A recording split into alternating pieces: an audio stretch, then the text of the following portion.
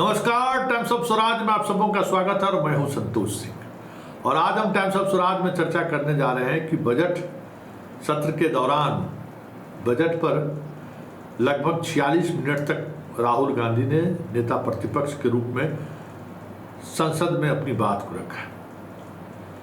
इस दौरान पूरी सरकार किस तरीके से असहज दिखी वो देखने वाला रहा।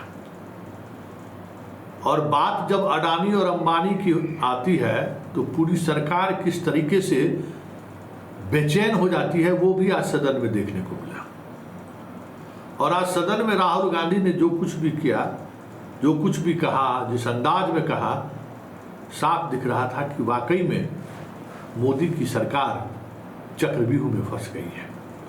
और ऐसे चक्रव्यूह में फंस गई है कि उनके सबसे लाडले, सबसे दुलारे, सबसे अनुशासित लोकसभा के अध्यक्ष भी उससे बाहर निकालने में सफल होते नहीं दिख रहे हैं। अब तो हालात ये है कि पूरे स्पीच के दौरान जिस तरीके से इंडिया गठबंधन के सदस्य चेयर पर बैठे हुए महामहिम तो नहीं कह सकते हैं कि लोकसभा के स्पीकर के साथ जिस तरीके से चुटकी लेते हुए दिखते हैं, ऐसे में एक अलग तरीके की जगहसाई हो रही है बीजेपी की। देखिए, जब सब कुछ ठीक रहता है ना तो किसी को कुछ भी बना दीजिए, सब घोड़ा दौड़ जाता है। लेकिन जब परिस्थिति अनुकूल नहीं रहती है, सब कुछ बदल जाता है, बदला बदला सा दिखता है। ऐसे में योग्य लोगों का होना कितना जरूरी है। ऐसे योग्य लोगों का जो अपने वाक्पटुता से या फिर अपने संवैधानिक ज्ञान से, संसदीय प्रणाली के अनुभवों से टैकल कर देता है। पीएस संगमा जैसे लोग भी हुए लोकसभा के अध्यक्ष, सोमनाथ चटर्जी भी लोकसभा अध्यक्ष हुए, कई ऐसे लोकसभा अध्यक्ष हुए हैं जिनको लोग आज भी याद करते हैं। लेकिन इस बार जिस तरीके से ओम बिरला हर बार फंसते हुए दिखते हैं तो उनकी बेचारगी टीवी स्क्रीन पर देखने लायक रहता है। अडानी अंबानी के नाम लेने पर रोक तो जरूर दिए, लेकिन चक्रव्यूह की जब बात हुई और कहा गया कि भाई तब ठीक है, इस सदन के नेता जो नहीं है, सदन में जो नहीं है, उनके बारे में नहीं बोलना है, तो फिर नेहरू के बारे में क्यों, इंदिरा गांधी के बारे में क्यों उसकी चर्चा सदन में होती है। तो जिन सवालों को लेकर वो विपक्ष को चुप करवाना चाहते हैं, चुप रखना चाहते हैं, उन्हीं सवालों के सहारे विपक्ष सत्ता और स्पीकर को इस तरीके से घेर रहे हैं कि उनकी बेचैनी देखते बनती है। आज देखिए राहुल गांधी ने किस अंदाज में अडानी और अंबानी को लेकर पूरी सरकार को इस तरीके से घेरा कि सदन में चेहरा छुपाते हुए सरकार के मंत्री नजर आए। लोकसभा अध्यक्ष भी असहज हो गए कि वो करे तो करे क्या। तो जरा सुनिए राहुल गांधी का वो स्पीच, जिस स्पीच के सहारे उसने पूरी मोदी सरकार को कटघरे में खड़ा कर दिया। तो स्पीकर सर, महिला आरक्षण है तो ये आपको बेटे बेटे कमेंट्री करने का अधिकार नहीं है। माननीय प्रतिपक्ष नेता, आपके बेटे बेटे सदस्य कमेंट्री कर रहे हैं, फिर वो कहते हैं कि लोग क्यों कमेंट्री कर रहे हैं। सर, हम चाहते थे, हमारा एक्सपेक्टेशन था कि जो अन्नदाता है, जो सरकार से सिर्फ एक चीज मांग रहा है, लीगल गारंटीड एमएसपी। हमें लगता था कि ये कोई बड़ा काम नहीं है सर, ये इतना बड़ा काम नहीं है। हमें लगता था कि अगर सरकार बजट में इसका प्रोविजन कर देती, अगर बजट में इसका प्रोविजन कर देती तो जो हमारे किसान हैं, जो चक्रव्यूह में, आपके चक्रव्यूह में फंसे हैं, वो निकल पाते। ये हमारी थिंकिंग थी। मगर आपने नहीं किया। तो मैं यहां इंडिया गठबंधन के तरफ से गारंटी देता हूं कि हम ये काम करके दिखा देंगे। जो आपने अपने बजट में नहीं किया, वो मैं हिंदुस्तान के सब किसानों से कहना चाहता हूं, गारंटीड लीगल एमएसपी हम इस सदन में पास करके आपको देंगे। स्पीकर सर, जो मिडिल क्लास है सर, वो प्रधानमंत्री को, अच्छी बात बोल रहा हूं,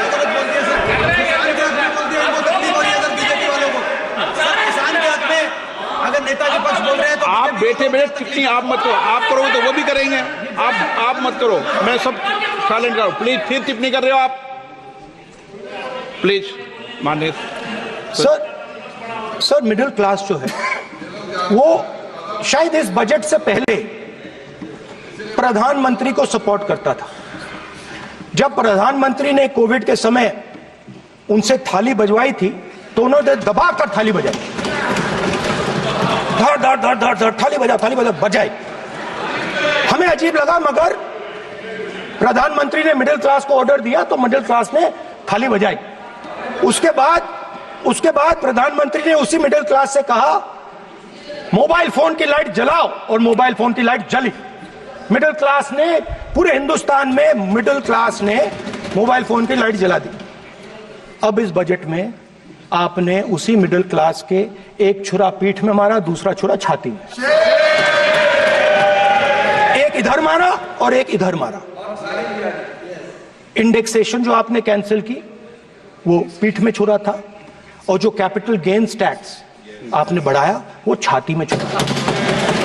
आपने long term capital gains tax को 10% से 12.5% किया, यहां छाती मारी, यहां छुरी मारी, और शॉर्ट टर्म को 15 से 20% छुरी मारी। दुख की बात है, मगर इसमें एक इंडिया गठबंधन के लिए एक हिडन बेनिफिट है। मिडिल क्लास अब आपको छोड़ने जा रही है और इस साइड आ रही है। तो मेरा कहना है, जहां भी आपको मौका मिलता है आप चक्रव्यूह बना देते हो। एक चांस मिलता है आप चक्रव्यूह बना देते हो। हम चक्रव्यूह तोड़ने का काम करते हैं। हमारे बजट में किसान का कर्जा माफ हुआ, चक्रव्यूह तोड़ा। मनरेगा हुआ, चक्रव्यूह तोड़ा। तो हम चक्रव्यूह तोड़ने का काम करते हैं, आप चक्रव्यूह बनाने का काम करते हो। आप चाहते हो कि हिंदुस्तान छोटे छोटे खांचों में रहे, और हिंदुस्तान के गरीब लोग सपना ना देख पाए। सिर्फ अदानी और अंबानी। अरे क्या सर? सर कैसे बोलूं सर? माननीय सदस्य, एक मिनट माननीय सदस्यगण, आपके उपनेता मुझे लिखित में पत्र देके गए हैं कि कोई भी माननीय सदस्य जो इस सदन का सदस्य नहीं उसके बारे में टिप्पणी ना करें। इस सदन का सदस्य नहीं उसके बारे में टिप्पणी ना करें। लिखित में देखे गए, इसलिए आपको स्पीकर सर आप बैठ जाइए। स्पीकर सर, तो अगर सर मैं आपसे सवाल पूछना चाहता हूं। मेरे से सवाल मत नहीं पूछ सकते आप। Sorry sir. सर तो सर मैं फिर मैं सर 3 और 4 कह देता हूं उनको। 3 और 4 ठीक है सर? अब नाम नहीं ले सकता तो कुछ तो कहना पड़ेगा सर। 3 और 4 कह देता हूं, कोई और नंबर आपके देना। माननीय सदस्य को बता दें क्यों लिख के चिट्ठी गए मुझे। सर, हरियाणा के पूर्व मुख्यमंत्री पर जब इस प्रकार के आक्रमण करते हैं, हरियाणा के पूर्व मुख्यमंत्री के संदर्भ पर हमको अपनी चिट्ठी भेजी। एक पूर्व मुख्यमंत्री को आप 2 उद्योगपति से जोड़ना चाहते हैं, एक किसान नेता जो हरियाणा के, आज उन पर जब आपको अलाउ किया है क्या? जोड़ना चाहते हैं, ये है सदन की मर्यादा। हरियाणा के आप ये चिट्ठी मुझे लिख के गए हैं, उसकी मर्यादा का ये आपको बोलने नहीं दे रहे, ये आपको बोलने दे रहे। आपसे मेरी ये अपेक्षा है, आपसे आप सदन, एक मिनट प्लीज, आप सदन के नेता, सदन के आप प्रतिपक्ष के नेता हैं।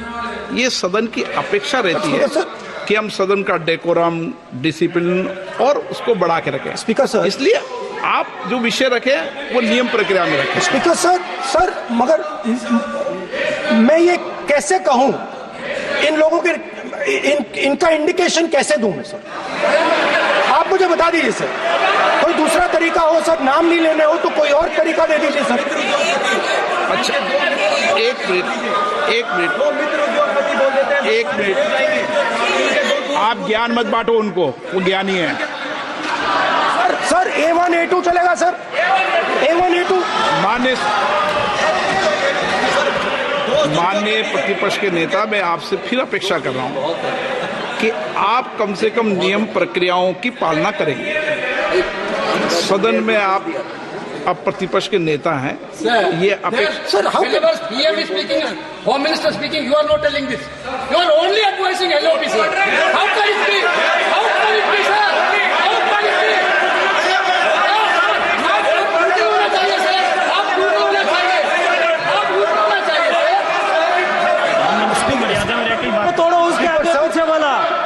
सर मैं तो सबसे ये अपेक्षा, आप बैठ जाइए, आप किसने कहा प्लीज बैठिए। पॉइंट ऑफ ऑर्डर जानते हो, पॉइंट ऑफ ऑर्डर क्या होता है? प्लीज बैठो, तुम्हारे नेता बोल रहे हैं point of order, please. Speaker sir, एक मिनट प्लीज, बैठिए। एक स्पीकर सर, सर ये जो लोग, ये जो दो लोग हैं सर, ये हिंदुस्तान के इंफ्रास्ट्रक्चर को, बिजनेस को कंट्रोल करते हैं सर। इनके पास एयरपोर्ट है, टेलीकॉम का सिस्टम है, अब पोर्ट्स हैं, अब रेलवेज में जा रहे हैं। सर हमें इतना बड़ा कॉन्ट्रैक्ट दिया, वो भी बोल दो सर। इनके पास राजस्थान वाला भी बोलो सर। इनके पास हिंदुस्तान का पूरा धन का मोनोपोली है सर।